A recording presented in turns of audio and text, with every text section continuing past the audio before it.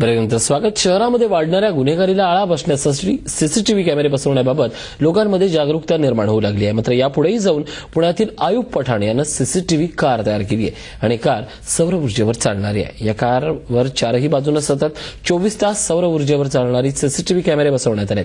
याचा आढावा घेतला आमच्या प्रतिनिधी अश्विनी पवार यांनी.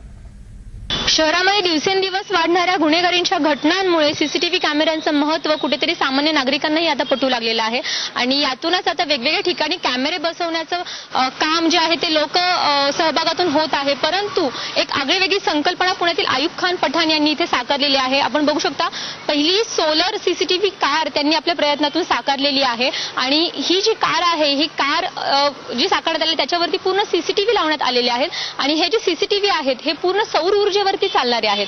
सर, मला सांगा की कशा पद्धतीचं हे तुम्ही इन्व्हेन्शन केलेलं आहे आणि काय सांगले तुमच्या कारबद्दल? माझा गेल्या 20 वर्षापासून आलाय इलेक्ट्रिकल नावाने बुधवार पेठेत आपलं शोरूम आहे आणि मी सातत्याने नवीन सोलरवरती काय करता येईल याचा मी नेहमी प्रयत्न करत होतो. मागे आपण सोलर बाईक बनवलेली, सोलर कॅप बनवले, बरेच प्रोडक्ट आपण बनवलेले.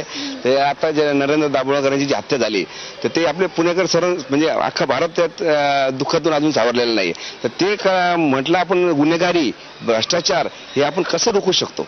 आता सीसीटीव्ही संकल्पना फक्त आपण घरात ऑफिसला एवढंच बघतो, पण ऑनलाईन रोडवरती 24 तास जर अशा भरपूर सरकारी असतील, निम सरकारी असतील, खाजगी गाड्या असतील, यांनी जर असे सीसीटीव्ही बसून घेतले तर सरकार सुद्धा आपल्याला याच्यावर अनुदान सुद्धा देईल असं माझं प्रामाणिक मत वाटतं मला.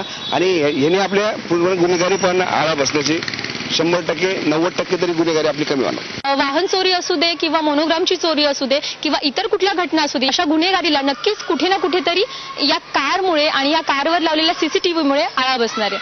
व्हिडिओ जर्नलिस्ट निलेश सागवेकर सोबत अश्विनी पवार, झी मीडिया, पुणे.